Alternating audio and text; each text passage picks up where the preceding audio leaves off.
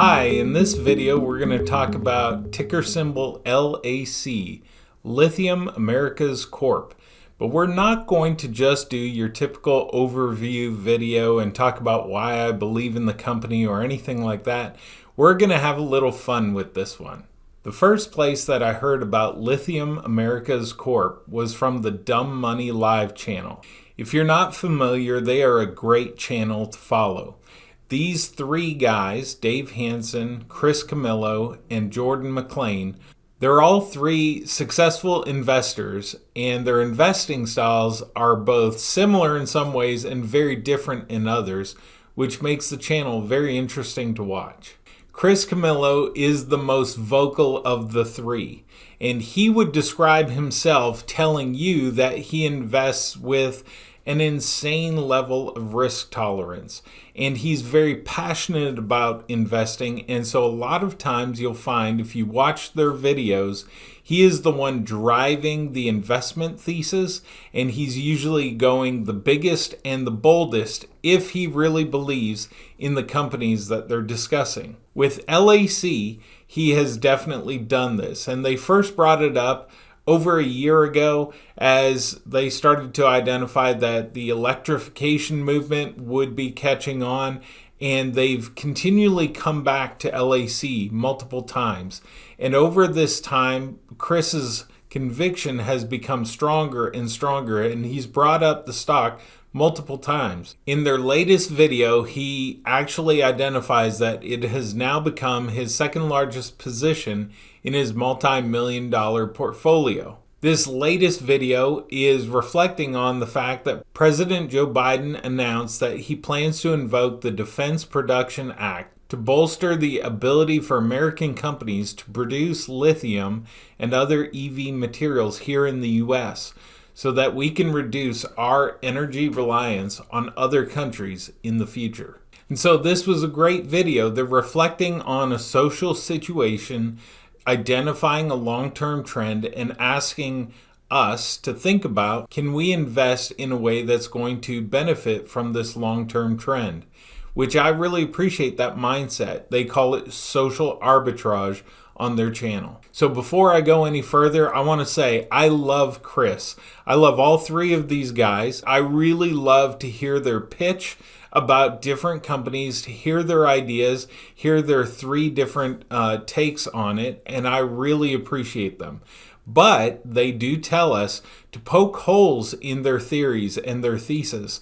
And so in that spirit, in this video, I'm going to plan on poking a few holes. I love to hear him give his pitch because he always gets so passionate, so revved up. It turns into Chris preaching the good news of investing in whichever company they're talking about. But I think, honestly, sometimes that passion makes him gloss over some of the things that we really should be considering, and maybe should sometimes discourage us from getting so overwhelmed at investing in one of these companies. As a viewer, sometimes it's hard to tell, is Chris dismissing some of these arguments that Jordan or Dave might bring up or other people might bring up in the comments? Is he dismissing them because he's studied so much and he really knows? Or does he dismiss those because he's just so passionate and excited and believes so much in what he's investing in? So in this video, I'm going to break it out into 4 different sections. I'm going to put timestamps in the description to help you skip ahead if you need to. So first, I'll do a quick overview of the company in case you're not familiar with Lithium Americas Corp. Second, we'll talk about the thesis, the main thrust, and I'm just going to do a high-level light touch on this. And then third, we'll talk about the actual criticism that I have on some of the arguments. And then in the final section of this video, I'm going to give you advice. I'm going to give you actual investing advice. I know that's so taboo, right? You always hear them say, don't listen to me. I'm just a YouTuber. I'm just a clown on YouTube. Do your own research. I'm not a financial advisor, blah, blah, blah. Well, today I'm going to give you some actual tangible advice. Of course, I don't know you, so I have to qualify what I'm going to say a little bit, but genuinely, no clickbait. I will give you my honest advice. All right, so LAC is Lithium Americas Corp. It is a pre-revenue Canadian mining company that plans to mine lithium. It has 2 mining sites that are nearing the starting line. It's pre-revenue, meaning they're not actually producing anything to sell at this point, so no money coming in. Their CEO is named Jonathan Evans, and I'll share some video from an interview that he did recently within this video to reflect on some of the things that Chris has mentioned. Now, I've learned from researching this company in particular that mining is a very long, slow-moving, capital-intensive industry, which I guess shouldn't be surprising. These 2 mines that are located in Argentina and Nevada that Lithium Americas Corp owns and is planning to develop and excavate have been identified, explored, mapped out, and planned for years, even decades. These mines were even found 40 or 50 years ago, and they're just now getting close to the point where they may be able to break ground and start producing. At this point, the mine in Argentina is actually about to begin producing lithium later this year. The Nevada site is called Thacker Pass, and it has gone through all the different approval processes with the government at all levels, but right before the finish line, right before they could actually begin to start breaking ground and building on that property, they've had one more delay that is a procedural delay that they think will be resolved in about August of this year. Now, it's important to know, if that works out, that doesn't mean that they'll begin producing immediately. That just means that they'll break ground and begin building the infrastructure and the facilities and all the equipment that they need to mine the site. Their realistic time frame for the Nevada site from breaking ground to actual production where they're selling their lithium is about 2 years. That's how slow this industry goes. So I'm going to pause and play a short clip where Jonathan Evans is talking in this interview about the kinds of things that they have to do and why it's so slow moving as they have to build the infrastructure to support the actual mining operation. The other thing too, which isn't often talked about, is logistics. Is there an ability to get to the site easily in terms of roads and/or is there infrastructure nearby? So if you're looking for lithium, by default, you're looking for water. We talked about that earlier. You need a fresh water source for any of these types of technologies, and you also need power. Solar is always an answer, but it's more supplementary. Whether you have natural gas or you have electricity from the grid, you're going to need something nearby, and that you're building an industrial operation. So all these elements, in addition to having a decent quality deposit, all need to kind of come together. While that can be very discouraging to us as impatient investors, it's actually a benefit. This creates a moat in some ways. You know, as investors, we always look for what are the moat advantages that our company can have. And in this case, it's not unique to LAC, but it's unique to anyone who actually gets a production up and running, who has all the government backing and government approvals that they need in a given place. And you might think, well, the government could just push a button and change things and overrule their laws, but it doesn't work like that, because the governments have different rules at different levels, different geographies around the world.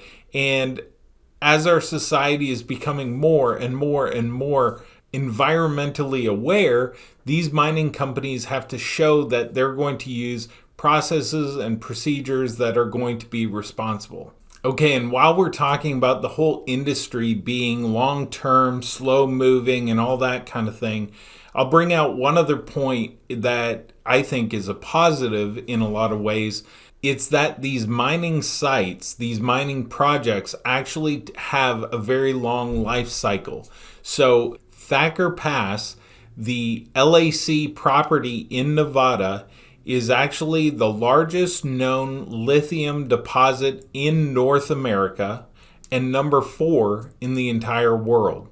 Well, for LAC to actually mine that out completely, the section that they have planned to mine should take about 40 years. So for us as investors, we know that if a company like LAC can just get to production, they're going to have a large supply producing this product that has incredible demand for years to come. Okay, so the thesis, I've kind of talked around it. You're probably familiar with it or you wouldn't have been searching for this video. But looking at the electrification of America and the world, we can see the signs all around us that we're going through a revolution, a transition where a large portion of our energy storage is going to be in batteries instead of barrels of oil. Lithium is the ideal way that we have to do this today. There may be other technologies in the future, other electrification technologies, other battery technologies, but as we've talked about, this whole industry is very slow moving. So changes like that are a long way off. So we know that the shift has begun, but we are just at the very beginning stages of it. Lithium has been mined for hundreds of years at this point. But it's just the last couple decades when we've seen this increased demand for using it in some of the many different battery solutions that are all around us. From laptops to cell phones to now electric vehicles, the best battery solutions for each of these involve lithium in some form or another. Currently, only 1% of lithium is produced in the United States. Look at these other countries. We don't want to be in the same position as far as energy independence 5, 10, 25 years from now that we find ourselves in today, where we are beholden to other countries around the world and we have to worry about the implications of any of the political things that go on around the world. All right, so now we come to the criticism part of the video. Chris talks about the idea that we're going to look back. He'll look back and we will probably look back and wish that we went bigger. I think this is truly one of those opportunities. We will look back in 10 years when all we're reading about, all we're hearing about, all we're debating, it's like the one thing that everyone's talking about is how much can we do here, right? When it comes to rare earth elements and battery EV supply chain, we'll think these companies are going to be trading at absolutely ridiculous levels because people will start to become irrational about this subject matter. And we'll think it was so obvious. So to this, I would say, I understand what he's trying to say, and I sympathize with this idea. As investors, we have to know that we will often feel like this in the future. We can't let that idea give us permission to all of a sudden do ridiculous investing, right? I love it. I see this as becoming a larger and larger, potentially unhealthily large part of my portfolio over time. And that's why we have talked about it so often and why we're giving it yet another episode today. Next, Chris says that LAC is pretty much the easy go-to company for the U.S. to back for lithium production. Listen. Lithium America, as of right at this moment, they are pretty much the only near-term play when it comes to massive domestic lithium production here in the United States. The one Nevada, here's the important thing. They have been working on getting permits at the local, city, state, and federal level for nearly a decade. That's how long it takes. This is the one company. This is like the one area where they could actually move forward with lithium production. And the government and Biden's basically saying, we want to do whatever it takes to accelerate this. Well, there's really only one play this year where you could do that, and it's Lithium America. And to this, I would say I agree. It seems like the easiest one for the Biden administration or any future administration to really back. But then listen as Chris advocates that LAC, this is the ideal company for Biden and America to back, and listen to exactly what he says. They are really in the pole position here, the standalone company to benefit. Now, Dave, as you mentioned, they also have a mine in Argentina. Where is it? Argentina, right? And that presents an issue. They're also intermingled with some Chinese investment dollars. So there's some Chinese ownership, I believe. So what the CEO has said is that they are looking, pending the approval, federal approval in August, they are looking to potentially split up the company and have a standalone U.S.-based, U.S.-traded, U.S. pure play in lithium. And why is that important? It's important because it will allow them to access federal funds, right, as a pure American company. Okay, remember, this is not the first video that they've made about LAC. Chris has a tendency to get carried away saying these kind of things, and I want to point out specifically a couple different things. Number one, LAC is technically not an American company. I know it says Lithium Americas Corp, but it's a Canadian company. Now, is this a big problem? I don't think so. I'm a Canadian and I enjoy investing in Canadian companies, and I think it's a much safer bet for the Biden administration or any other administration to invest in a Canadian company versus a Chinese company or something like that. But don't think that because he said it, it's an American company. Now, the guys do bring out that they've talked about the possibility that they could split LAC and have a uniquely American company. But remember, this is a slow-moving industry. This is an industry that does everything on its own time frame. So don't think that's going to be announced next quarter or anything like that. The other drawback to doing that, if they were to split the companies, the one that we would feel the strongest about is investing in the company that has the Nevada property, right? But as we talked about earlier in the video, they're about 2 years away from actually being to produce any revenue because the Argentina mine will be in production later this year, but the Nevada one will not yet. So what I'm trying to say is just because they may split the company into two different entities in the future, and they may turn the one that's holding the Nevada plant into an American company, just because there's that idea out there doesn't mean it's going to happen. So you can't invest assuming that that's going to happen one day. Another hurdle with this idea of this company being the ideal choice for an American administration to back is that they actually have a partnership with Ganfeng, ticker symbol GNENF. And this is Chinese lithium company, and they have a lot of experience in the space, and that's been a good partnership for LAC at this point.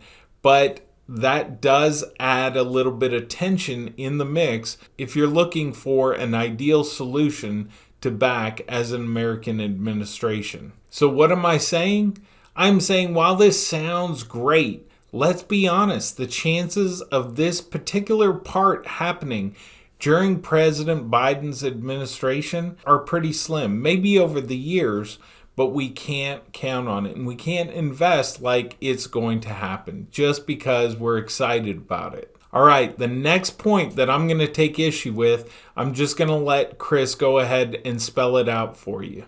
A big bulk of the lithium industry is done under contract pricing. So a lot of the big miners have huge contracts with Tesla, right, or with other automotive manufacturers to sell them X amount of lithium at a set price for X number of years. And that's part of how they even receive their financing. The one thing that's super unique about Lithium America is that they do not have any contract commitments, meaning that they have the opportunity to sell, at this moment in time at least, 100% of their production at spot pricing. So if you believe, like I do, in the lithium supply short gap, but I think the general takeaway from this graph is that we're likely to have an issue between supply and demand for lithium, and the beneficiaries of that will be those that are able to sell at spot pricing. All right, so the idea here is spot pricing is so high and the prices are soaring, and LAC has a huge benefit because they don't have all these contracts locked in, and they're not going to do that. They have a different strategy. It sounds great and it sounds exciting. As of now, that's true. 100% of their production is not locked into contracts because they haven't started producing yet. So who would want to sign a contract with a mining company that is still waiting for approval and waiting just to break ground? Now, to be fair, Chris does kind of mention later on that they probably will do some pricing. He makes it sound like it'll be very small, but hopefully it'll be at the higher end of the price range, and they'll be able to lock in some contracts that are much higher than the other companies. Well, here's where I'd like to really share what Jonathan Evans actually says in an interview just a few months ago. That's interesting. So the price of lithium has, well, I guess it's gone up by about 5x since the beginning of 2021. To what extent is the price of lithium at the current level sustainable? So I think the $70,000 a ton, you're looking at really the very small part of the market. It's tip of the iceberg. So and I know some of the retail shareholders out here will be angry when I say this, but what's really happening if you look at contracts, and a lot of the contracts are changing, is the levels I think you're going to see when you start seeing public companies report is more in the $20,000 to $30,000 range. In China itself, there's folks that are, I'm going to say hoarding, but being very opportunistic. Holding on, and I think we're at a level now where you're seeing pricing sort of level out. The spot price, that $70,000 a ton, it's not moving a lot week to week. Behind it, though, the public companies and other operators that are in the space are working closely with their customers. But pricing has certainly gone up from, I think we bottomed out at somewhere around $7,000 a ton, and I think you're going to see regular pricing above $20,000 a ton for the foreseeable future. When I say foreseeable future, years.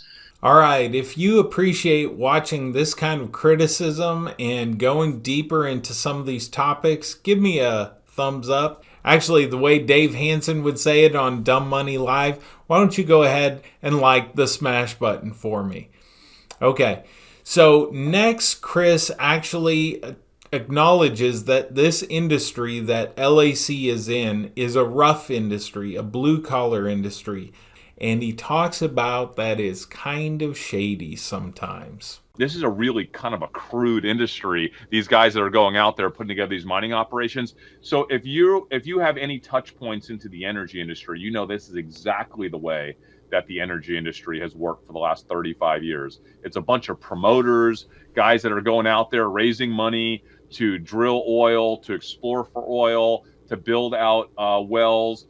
It's a really kind of a blue collar industry, quite honestly, right? It's not as finesse. So when we think about lithium mining, there is sophisticated technology involved, but it's still kind of operating as an exploration and kind of a blue collar mining industry. There's guys out there that are trying to raise funds for all these miners that are hyping all this new tech, right, as better, faster, cheaper, more efficient way to do this stuff.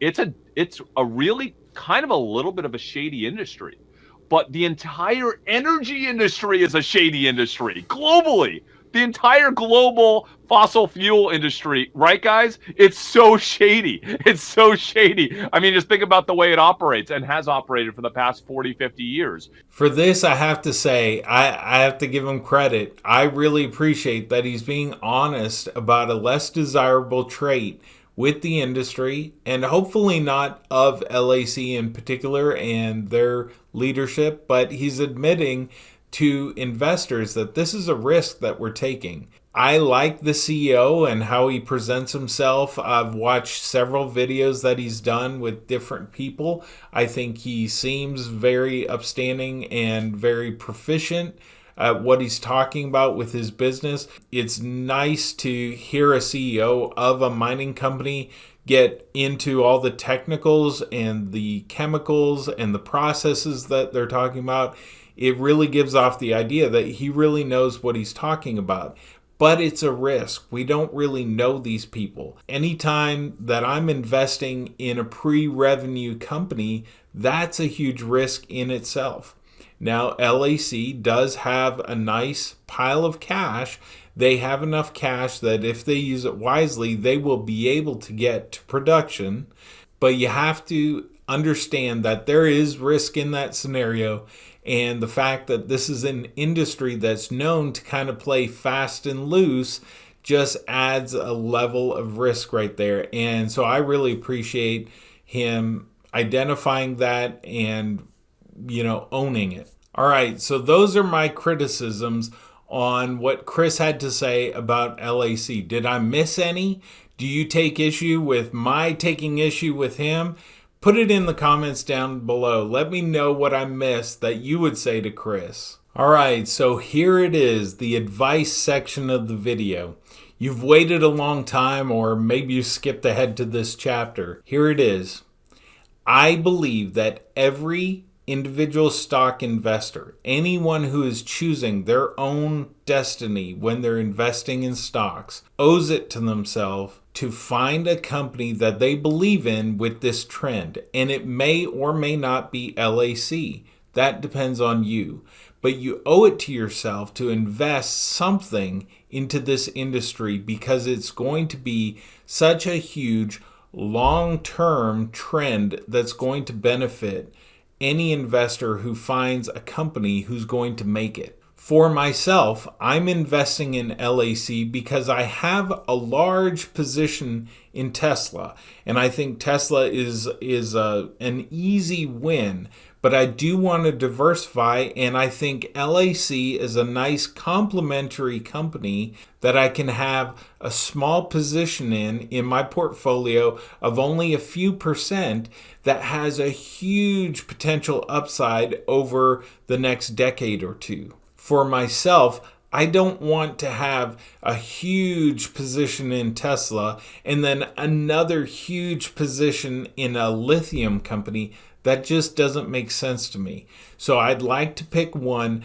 that, yes, there is some risk. They're just now getting to the starting line. There are other companies in the industry that make lithium. Maybe they're not only focused on lithium, but they make other products as well. There are companies that have revenue already. Maybe you need to pick something else depending on your portfolio and how much of it you want to be exposed to lithium.